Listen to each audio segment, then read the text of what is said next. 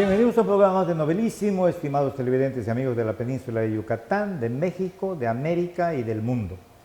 Seguimos, como les habíamos ofrecido en el programa anterior, seguimos con James Rockhart. James, muchas gracias nuevamente por estar en el programa. Gracias por la invitación. Y no vamos a ocupar el tiempo, por decirlo de la manera más respetuosa, en presentaciones o en cuestiones de currículos ni nada de eso. Vámonos al grano.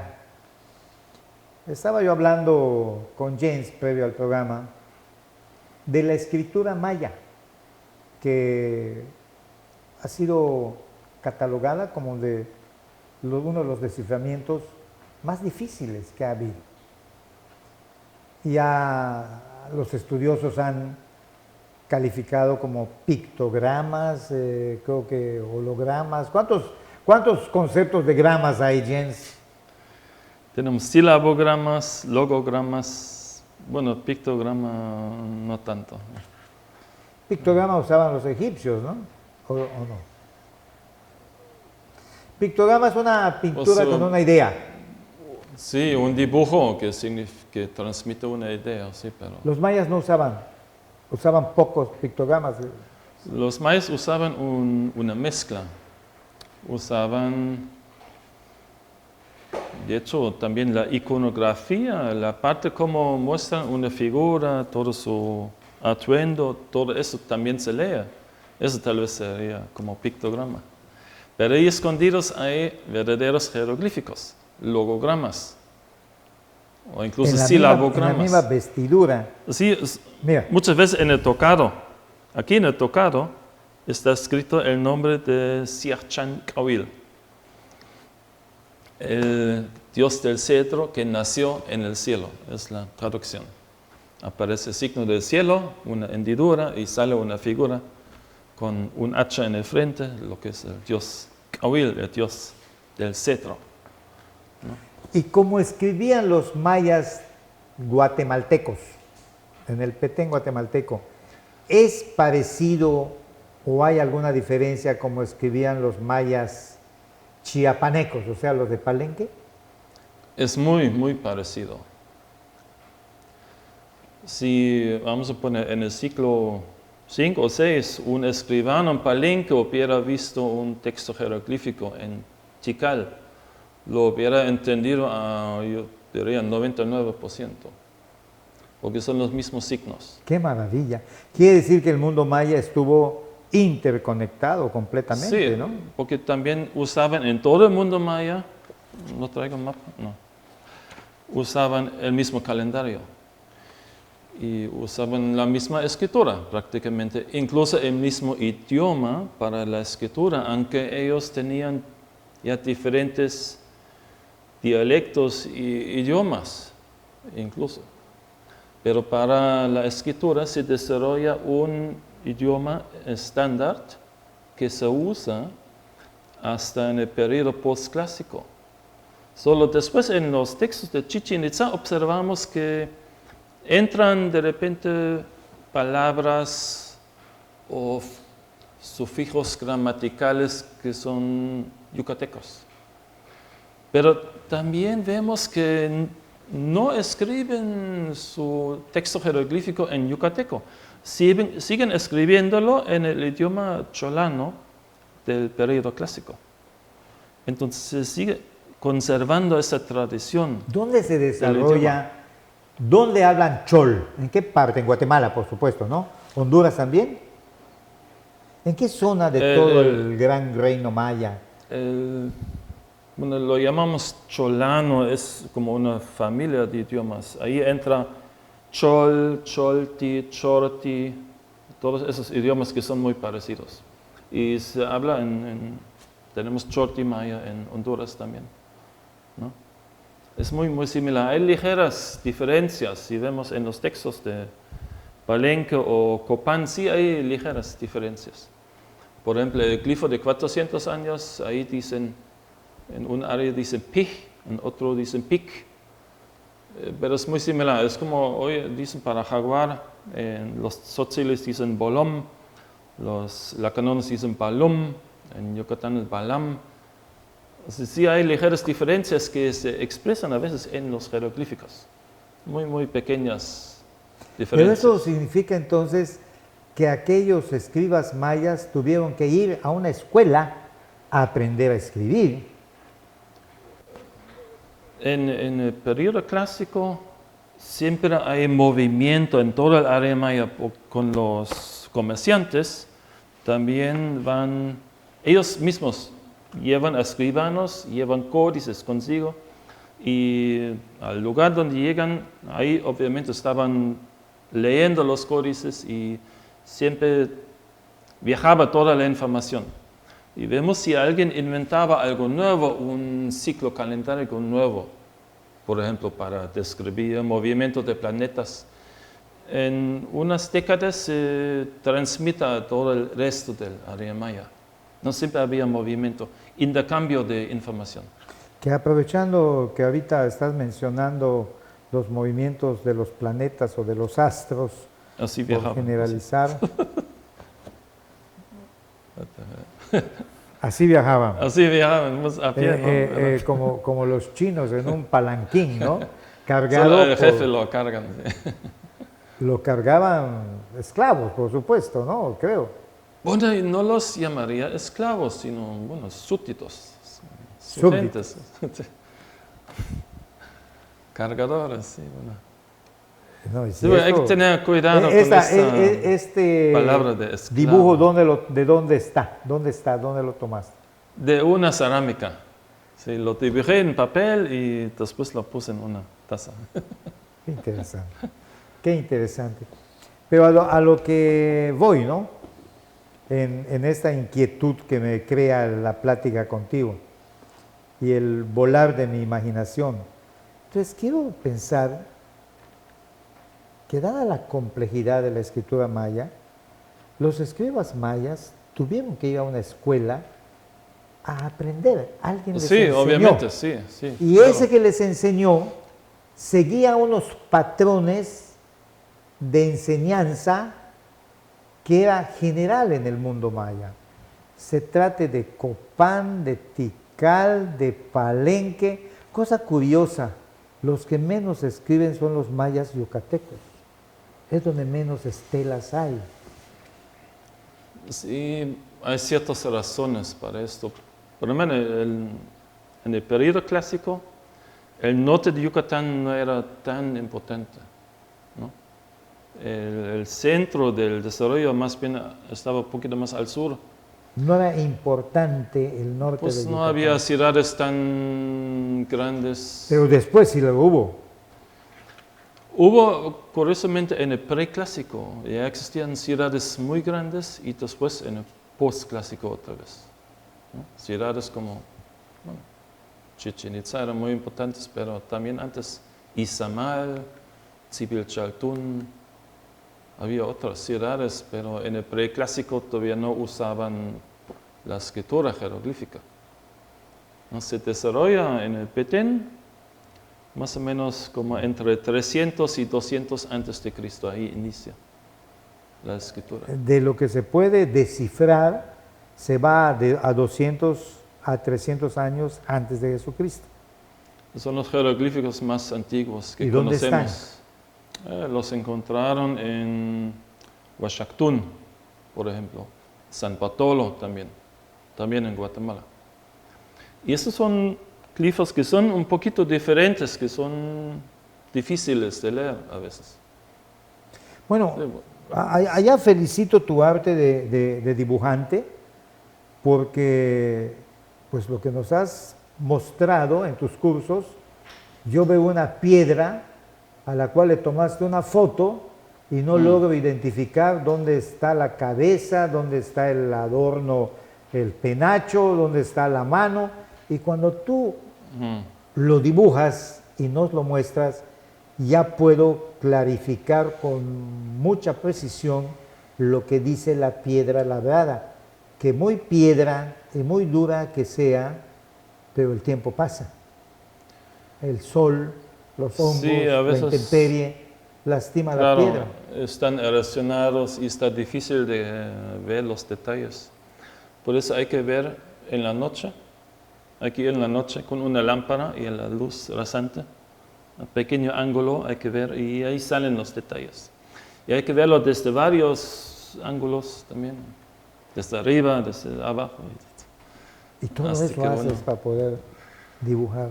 Bueno, no Bueno, en todos no tan, los más casos. bien lo hacen los epigrafistas y de la pura foto de la estela, yo digo, ay, híjole, aquí no veo nada.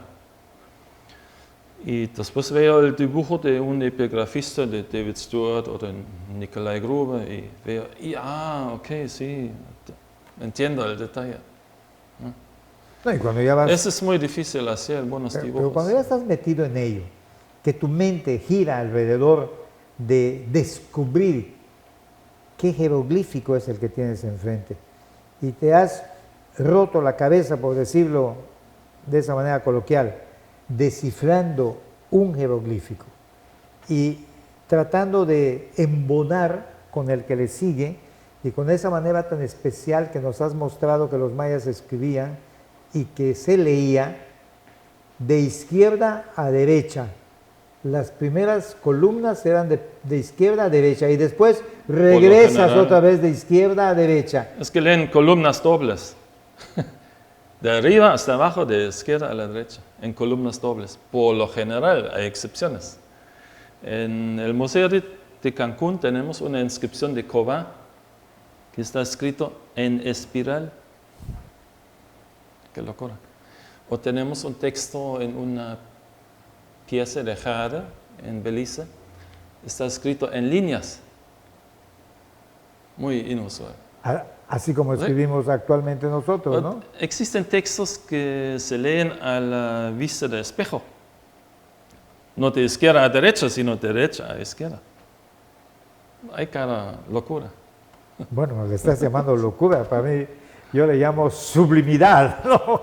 Pero pues se entiende que al estar tan esparcido el mundo maya, porque hablamos de ello de una manera que parece que está todo junto y no es así, ¿no?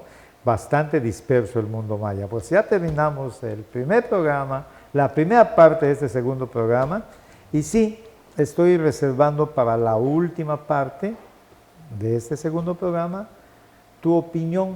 Te voy a preguntar algo que mi escasa lógica, por llamarle de esa manera, me lleva a pensar el intercambio cultural de los sabios mayas y teotihuacanos. Regresamos.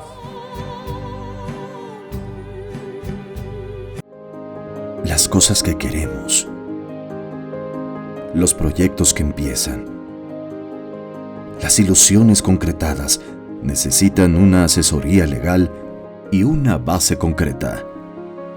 Notaría 64. Respaldamos tus actos legalmente.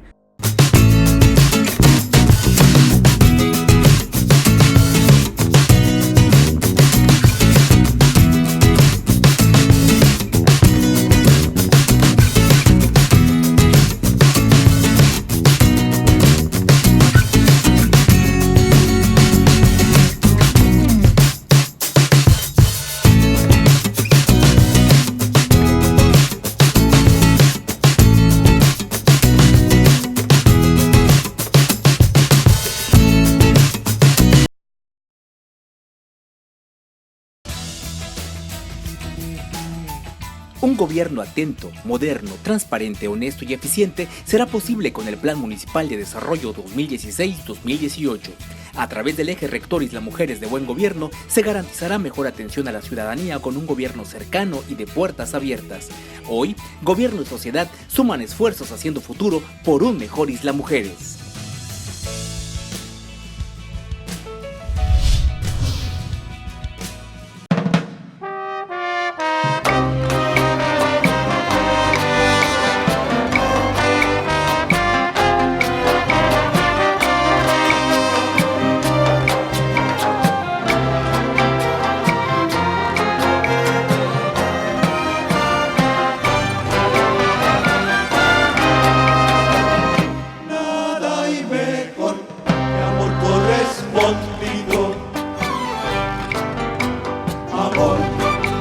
solo se paga con amor.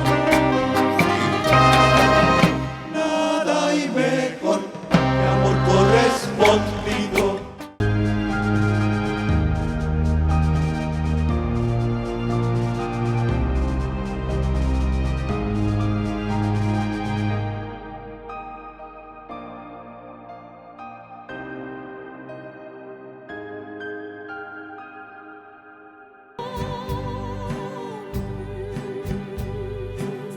Jens, la serpiente emplumada. Creo que está comprobado que la deidad de la serpiente emplumada no es originaria del mundo maya, sino es del mundo teotihuacano. De verdad nadie sabe, pero En Teotihuacán hay Sí, muchas, claro, sí, muchas aparece ahí representaciones en Teotihuacán. de la serpiente Sí, emplumada. Y en el mundo maya, que yo así de bote pronto recuerde, está en Chichén Itzá. sí, sí. ¿Pero dónde más? En el Bueno, periodo en Uxmal clásico. también hay uno, ¿eh? Sí, en el periodo clásico o preclásico. Sí, también existía, nada más que no es tan obvia. Yo hace un mes fui a Holmul, cuando muy difícil llegar. Holmul en Guatemala. Hay un friso de varios metros, estupendo friso. De cuando es siglo VI, me parece. Y hay una serpiente emplumada, pero perfecta, serpiente con plumas. O sea, Bueno, sí estaba en el mundo maya también. sí, nada más que tal vez no tenía al principio esa importancia como después en Chichén Itzá, ahí se hace la super deidad, ¿no? El super héroe, ¿no? Sí, pero me llama la atención que la ciudad maya, que muestra la mayor influencia teotihuacana, es Chichén Itzá. Porque a pesar de que fueron y conquistaron Tikal, Tikal, desde mi óptica, sigue siendo todas sus pirámides, su manera de construir. El impacto visual se parece mucho a otras grandes, a los edificios construidos por los mayas en otros lugares de importancia.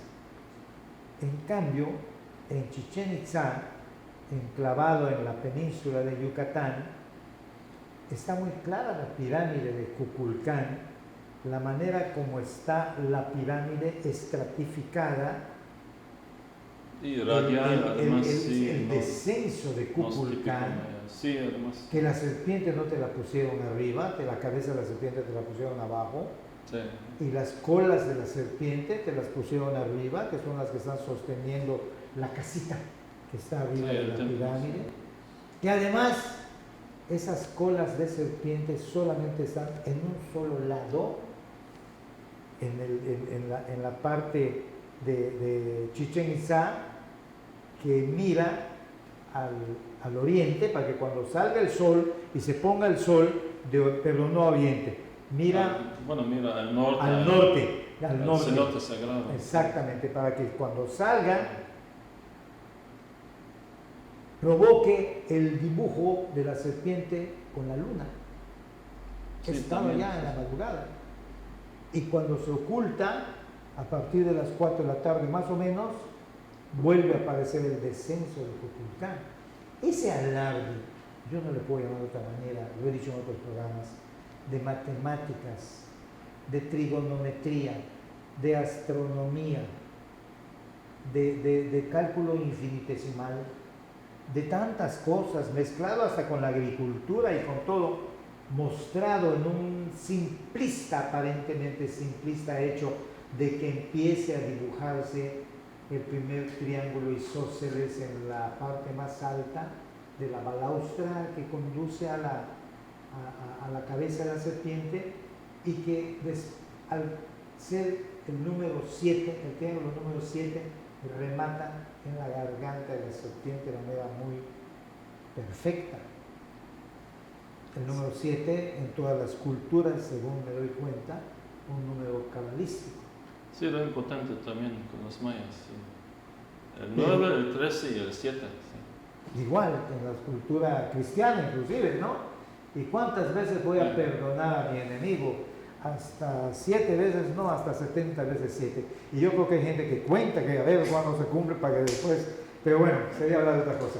Pero esa mezcla de conocimientos, de sabios, pienso yo, toltecas con mayas, provocó el descenso de Kukulcán. ¿En dónde más del mundo maya existe el descenso de Kukulcán en los equinoccios? ¿En Posiblemente en Mayapán. Mayapán es como una pequeña copia de Chichén Itzá, ¿no? Hay muchos edificios, incluso un observatorio muy similar. Pero aparte de esos dos lugares, no sabría. Sí, no era tan importante la serpiente emplumada antes, ¿no? Aunque sí existía, ¿no? Por eso yo considero que si con alguien no me voy a pelear es con aquel que tiene el conocimiento. Con el que tiene el conocimiento y lo cultiva, con ese voy a dialogar. Pero la serpiente emplumada también es mencionada en el Popol Vuh, ¿no? Entonces, también existe en el altiplano de Guatemala. Como uno de los dioses creadores lo mencionan. Solo que ahí no se llama ni Quetzalcóatl ni Kukulcán, sino Cucumetz. Lo que significa lo mismo, serpiente con plumas. Cucumetz. Interesantísimo. ¿Cómo desearía uno que se invente la máquina del tiempo para meterse a ella y pedir que me regresen al año 600, en el apogeo de los mayas, Sí. Y poder convivir con ellos cuando despertaban todas las mañanas y salía el sol? ¿Qué hacían? Pues hacían lo mismo que hacemos nosotros. El campesino salía a labrar la tierra, el guerrero iba a entrenarse para estar siempre en buena condición física, los ancianos eran cuidados por sus familias, los niños iban a ¿Cada la cuántos escuela. días había rituales importantes, ¿no? Interesantes, ¿no? O había guerras, había coronaciones, inauguraciones de templos. Por ejemplo, el día en que este capitán de guerra teotihuacano conquista Tikal, tú me comentaste que ahora con este sistema tan maravilloso, también cibernético, que te muestra el cielo, cómo estaba en esa época, en ese tiempo, en ese momento inclusive, me mostraste que las Pléyades estaban en el cenit del cielo. Eso pasa muchas veces, pasó también cuando coronaron al fundador de Copán en Teotihuacán. Ahí las Pléyades estaban en el cenit. Sí. O sea, ellos esperaban momentos. O en Palenque, cuando inauguran el grupo de la Cruz, el templo del Sol, el templo de la Cruz Fallada. Era un momento especial. La luna había repasado una sola noche a Júpiter, Saturno y Marte. En una sola noche En una sola pasó. noche rebasa 3 planetas. Cuando era el 23 de julio 690. Eso me hubiera gustado viajar en la máquina de tiempo. Esa fecha. Bueno, tendríamos que sustituir algo tan maravilloso que es la imaginación por una máquina del tiempo, ¿no? Que, bueno, no solamente para lo del mundo maya, pero lo que nos apasiona es lo del mundo maya.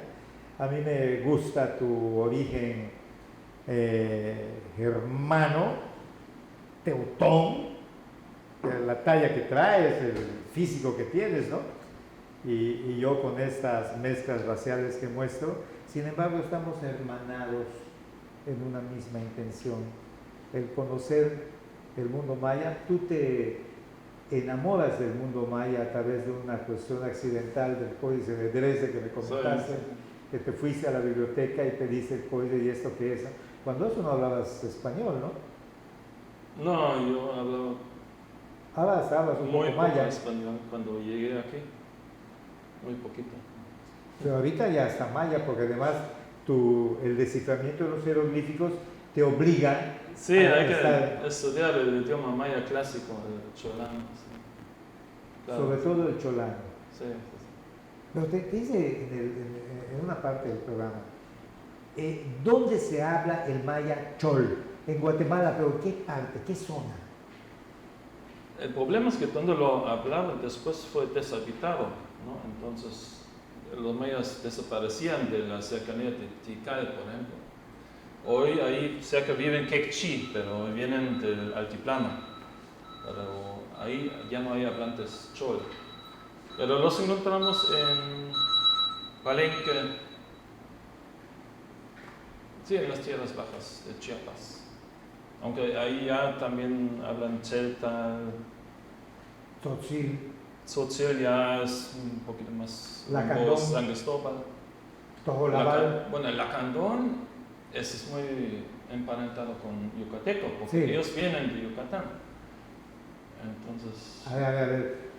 De Yucatán No sé, se mira. van a la selva lacandona o Sí. de la selva lacandona vienen a Yucatán.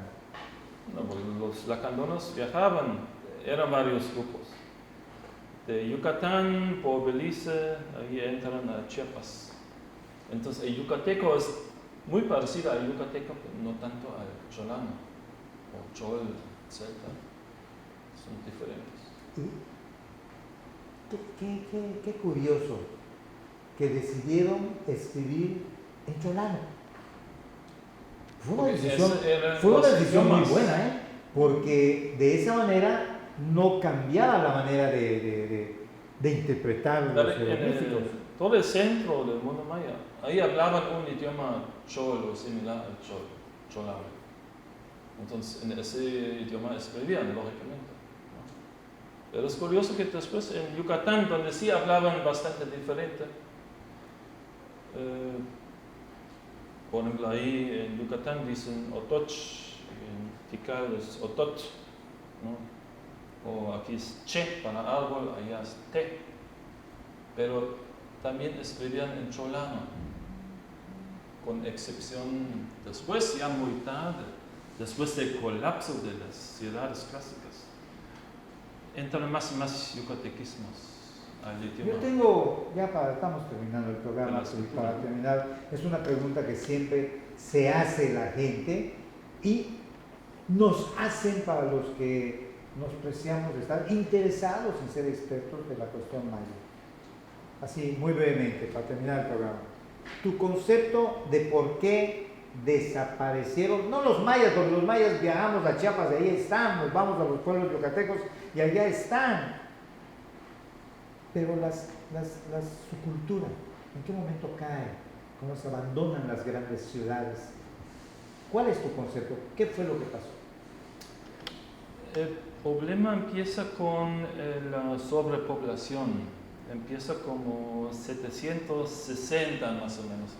Entonces hay más y más, es más y más difícil controlar la población, organizar todo. Hay más y más, hay algunas materiales que se escasean. Hay ciertos problemas ambientales que cortan demasiados árboles, se cambia el microclima en las ciudades y en algunos lugares ya no tienen suficiente tierra para alimentar a todos y empiezan más y más guerras y ahí se culmina todo alrededor de 800 ya con un caos general y el gobernante maya, el Kubul Ajao, pierde más y más prestigio, porque Claro. la gente se da cuenta No es puede- que no funciona como nos prometieron. no sustenta ya las necesidades de su pueblo. Porque cuando ya hay enfermedades, hay hambrunas y más guerras, la gente se da cuenta, oye, pues no es como nos pintan. Lo más probable es que pasó a cuchillo a sus propios gobernantes, ¿no? Que además eran los que tenían la sabiduría y al acabar con eso, pues los líderes naturales se esparcieron con el grupo de gentes y para mi gusto formaron los grandes, no los grandes, porque dejó de ser grande, los pequeños poblados que todavía existen alrededor de aquellas grandes ciudades mayas. Es como yo lo veo también, ¿no? Pero bueno, llegar a eso, ojalá que descubras algunos glifos que te indiquen cómo fue. Y el día que eso suceda, espero que sea novelísimo, donde demos la primicia al mundo de por qué se fueron los mayas. Bueno, se fueron de sus grandes ciudades. Y también había sequías, que siempre ha habido, pero como 820 hay una sequía prolongada y eso le da ya el último El punto final, punto a esas grandes por así culturas tan admiradas y que hoy se les estudia con una cosmovisión increíble porque subsistieron por muchos cientos de años y le han demostrado al mundo a través de los estudios y de los estudiosos como tú, pues toda esa sabiduría que nos lleva incluso a veces a pensar si no era mejor esa vida tan sencilla y de observación a la naturaleza y no esa vorágine de tecnología que a veces nos abruma. Pero no quiero ser calificativo de eso porque también tenemos unos grandes progresos en la humanidad. James, ya terminamos el segundo programa, te agradezco muchísimo. Gracias por Estamos la invitación. pendientes aquí con los siguientes, vamos a preparar algunos que puedan ser de interés en estas medias horas que duran los programas. Pues muchas gracias nuevamente y a ustedes, mis estimados televidentes y amigos, muchas gracias por la preferencia, su atención, hasta la próxima.